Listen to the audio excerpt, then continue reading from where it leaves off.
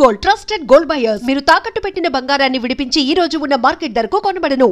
పెళ్లికి ఇన్ని మీకు వింత ఎక్స్పీరియన్సెస్ అనుభవాలు ఉన్నాయి. ఆల్రెడీ మీ సినిమా ఇండస్ట్రీకి రావాలి అనుకున్నప్పుడు అమ్మ ప్రోత్సాహం ఉంది, అమ్మకి ఇంట్రెస్ట్ ఉంది కాబట్టి. మరి హస్బెండ్ ఫ్యామిలీకి వాళ్ళకు కూడా ఇంట్రెస్ట్ ఉందా? ఇప్పటికి కూడా మిమ్మల్ని సినిమాలో కంటిన్యూ చేయమంటారు? అంటే నేను ఫస్ట్ మా హస్బెండ్ ఆ కండిషన్ ఏం పెట్టలేదు, నన్ను పెళ్లి చేసుకుంటే యాక్ట్ చేయకూడదని. బట్ కాకపోతే నేను ఇండియాలో లేను, అందుకోసం నేను సింగపూర్ వెళ్ళిపోయాను మ్యారేజ్ అయిన తర్వాత. అక్కడికి వెళ్ళిన తర్వాత తమిళ ప్రాజెక్టులు వస్తే చేశా. మా వారు ఇప్పుడు అబ్జెక్ట్ చేయలేదు, ఎందుకంటే అందరికీ ఆ టాలెంట్ ఉండదు, నీకు అవకాశం ఉంది కదా, నువ్వేమీ ఎత్తుకోవట్లేదు కదా, వచ్చింది చేసుకో అని చెప్పారు. అందుకోసం చేస్తాను. ఇప్పుడు రీఎంట్రీలో కూడా అలాగే వచ్చింది. సింగపూర్ అంటే మన వాళ్ళేనా? తెలుగు తమిళ ఏంటి? తెలుగు వాళ్ళు ఉన్నారు, చాలా మంది ఉన్నారు. హస్బెండ్ తెలుగు తమిళేను. ఆయన సింగపూరియన్ అని చెప్పను, సింగపూరియనే, కాకపోతే ఆయన ఇక్కడే పుట్టి పెరిగిందంతా ఇండియానే. ఆయన ఎక్కువ చదివిందంతా హైదరాబాద్. మా ఆయన నాకంటే తెలుగు బాగా మాట్లాడతారు. కాకపోతే సింగపూర్లో సెటిల్ అయ్యారు. సింగపూర్లో ఆయన జాబ్ చేస్తే అదే చదువు అయిపోయిన తర్వాత వెళ్ళిపోయి సెటిల్ అయిపోయారు. ఎలా పరిచయం? అంటే పెళ్లి చూపులు గట్రాలు అయ్యాయా? లవ్ మ్యారేజా, అరేంజ్డ్ మ్యారేజా? అసలు అంటే నన్ను చూసారు ఇండియాలో, తర్వాత ఆయన ప్రపోజ్ చేస్తారు, వాళ్ళ పెద్దవాళ్ళు మాట్లాడారు, మా అమ్మ వాళ్ళు మాట్లాడారు. అందుకోసం మాది లవ్ కమ్ అరేంజ్డ్ మ్యారేజ్. ఇష్టపడే పెద్దవాళ్ళు చేశారు, అందరి ఆశీర్వాదంతో చేసుకున్నాం పెళ్లి. అంతేగాని ఎలా పారిపోయి చేసుకోవాలి? సినిమాల్లో లాగా అలాంటి ట్విస్ట్లు ఏమి లేవు నాకు. చాలా మామూలుగా అడిగారు, నేను మా పెద్దవాళ్ళని అడగండి అని చెప్పాను. ఆ తర్వాత వాళ్ళ అన్నయ్యతో, వాళ్ళ నాన్నగారు లేరు, వాళ్ళ అన్నయ్యతో మాట్లాడించారు మా అమ్మ వాళ్ళతో. మా అమ్మాయికి ఇష్టం అయితే మాకు అభ్యంతరం లేదని మా వాళ్ళు చెప్పారు. ఆ తర్వాత వీళ్ళు మాట్లాడుకున్నారు, సెటిల్ చేసేసి అంతే. సినిమా ఇండస్ట్రీలో ఉన్నారు. సినిమా ఇండస్ట్రీలో ఉంటే ఇక్కడ ఉండే ఒక గ్లామరస్ గా కనిపించే వీళ్ళెవరు మీరు చూడలేదా? వీళ్ళెవరు? అదంతా ఏమి లేదు. నాకు వచ్చింది అప్పుడు, నా కళ్యాణ గీత అలా ఉంది, అలా వెళ్ళి చేసుకున్నాను. అంతేగాని గ్లామరస్ అది ఇదంతా అలా ఏం లేదు. ఏమో అవకాశం ఉంటే చేసుకునేదాన్ని అన్నా. ఎవరు నాకు ప్రపోజ్ చేయలేదు, అందుకోసం నాకు ప్రపోజ్ చేస్తే ఆలోచించేదాన్ని.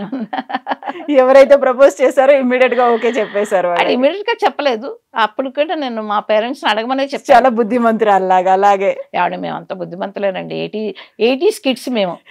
అందరూ అంటారు మీరంతా 1980 కిడ్స్, మీరు బ్రహ్మాండమైన గోల్డెన్ పీరియడ్ లో ఉండొచ్చారు. ఇప్పుడు కంటే అది అంతా చాలా మంది చెప్పే మాటలు అవి. మీరున్నదంతా స్వర్ణయుగం అంట, మాది 80s. అప్పుడు సినిమాలు, అప్పుడు డైరెక్టర్స్, అప్పుడు ఆడియన్స్ అంతా స్వర్ణయుగంలో ఉండొచ్చారు, మీకేంటి అసలు అంటారు. నిజమే, అది మాత్రం. ఎన్నెన్ని సినిమాలండి, ఎన్నెన్ని భాషలు, ఎన్నెన్ని సినిమాలు చేసేవాళ్ళు. అసలు ఒక రోజు ఖాళీగా ఉండేది కాదు. అలానే మాకు ఎప్పుడు ఫ్రస్ట్రేషన్ కూడా వచ్చేది కాదు. ఎందుకంటే ఒకే రోజు 3 షూటింగ్ చేసేవాళ్ళం, 3 లాంగ్వేజ్లు. పొద్దున్న నుంచి మధ్యాహ్నం వరకు తెలుగు సినిమా చేస్తే మధ్యాహ్నం నుంచి 6 o'clock కాల్ షీట్ వచ్చి తమిళ్ చేస్తే అక్కడి నుంచి నైట్ మలయాళం సినిమా చేసేవాళ్ళు. 3 చెన్నైలోనే షూటింగ్లు. అప్పుడు చెన్నైలో ఎక్కువ మలయాళం సినిమాలు కూడా చేసేవాళ్ళు. దాంతో అక్కడికి వెళ్ళి చేసేవాళ్ళు. ఒక సాంగ్ ఒక నైట్ చేసేవాళ్ళు, ఫుల్ సెట్లో ఒక సాంగ్ అయిపోయేది ఒక నైట్లోనే.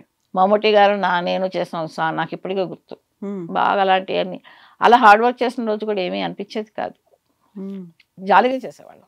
ఇప్పుడు 1980s 90s సినిమాలు అంటే రీయూనియన్లు అవుతూ ఉంటాయి కదా, అక్కడ ఎందుకు రాజలక్ష్మి గారు కనిపించరు? నన్ను ఎవరు పిలవలేదు ఇప్పటిదాకా.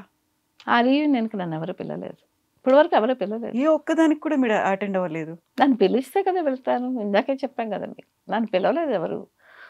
నన్ను అడిగారు కొంతమంది, ఎందుకని నువ్వు వెళ్ళలేదు? ఏమో, నేను 80 ఆర్టిస్ట్ని కాదేమన్నా, 70s ఆర్టిస్ట్ని ఏమన్నా మరి వాళ్ళ దృష్టిలో తెలియదు. నో కాంట్రవర్సీ, ఎందుకంటే మేబీ వాళ్ళకు కనిపించిందో లేదో ఏంటో తెలియదు. బట్ అందరూ నా ఫ్రెండ్సే. ఇప్పుడు అక్కడ ఉన్న వాళ్ళందరూ నాకు తెలిసిన వాళ్ళు అందరూ నా ఫ్రెండ్సే. అన్ని భాషల్లో చేశారు. ఇప్పుడు ఎవరైతే రీయూనియన్కి అటెండ్ అవుతున్న వాళ్ళు ఉన్నారో అందరూ అన్ని భాషల నుంచి ఉన్నారు. రాజలక్ష్మి గారు కూడా అన్ని భాషల్లో చేసిన వాళ్ళే. కరెక్టే, మీరు చెప్పింది నేను కరెక్టే. కానీ వాళ్ళు ఎవరు నన్ను పిలవలేదు, చేసిన వాళ్ళు ఎవరు నన్ను. ఇప్పుడు ఒక ఫోన్ కాల్ చేసి రాజీ నువ్వు వస్తావా, నువ్వు ఇక్కడ మేము అందరం కలుస్తున్నామంటే తప్పకుండా వెళ్ళేదాన్ని. నాకు సరదానే, ఎందుకంటే మా వాళ్ళందరూ మళ్ళీ కలవటం అన్నది. నన్ను అడిగారు, తెలియలే ఎందుకు పిలవలేదు, నేను వెళ్ళలేదు. రాజీ అని పిలుస్తారా మిమ్మల్ని? ఎక్కువ అందరూ అదే. 90%, 90 కాదు 99%.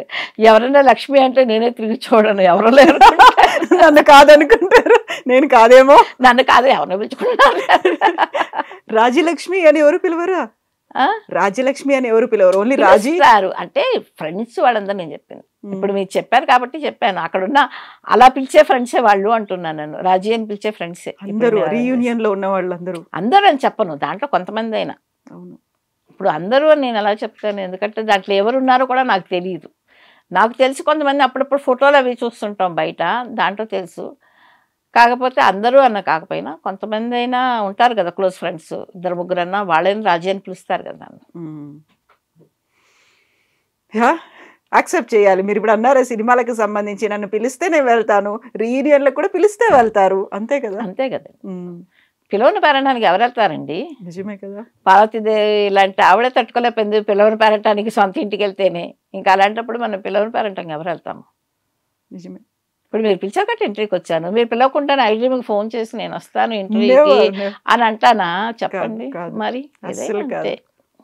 మేమేంటంటే మీరున్నారు, మీ గురించి మాట్లాడుకోవాలి, చాలా వినాలి, చాలా కాలం అయింది అని అనిపించింది. అందుకే చాలా రోజుల నుంచి ట్రై చేస్తూ వచ్చి మళ్ళీ ఫైనల్ గా ఈ రోజు మళ్ళీ ఈ రోజు వస్తున్నారు అని విఘ్నేష్ చెప్పిన వెంటనే గట్టిగా పట్టుకొని మళ్ళీ శంకరాభరణాన్ని మళ్ళీ ఒకసారి చూసి ఆ మెమరీస్ అన్ని మళ్ళీ గుర్తు చేసుకోవాలి అని అనిపించి అలా కంటిన్యూ చేస్తాం అన్నట్టు. మేము ఇప్పుడు రాజలక్ష్మి గారికి 2 అబ్బాయిలు.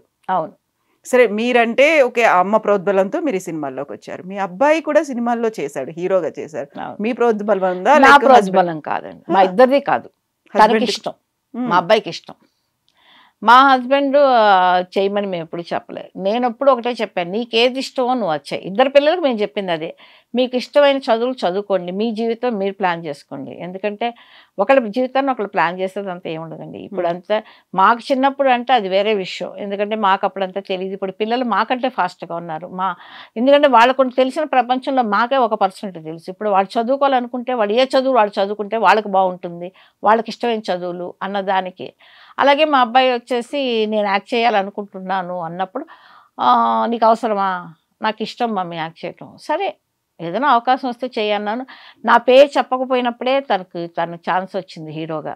తను ఎవరో పిలిచారంట, వెళ్ళాడు. వెళ్ళిన తర్వాత స్క్రీన్ టెస్ట్ అంతా చేసిన తర్వాత యు ఆర్ సెలెక్టెడ్ అని ఎవరు మీ పేరెంట్స్తో మాట్లాడాలన్నప్పుడు నా పేరు బయటకు వచ్చింది.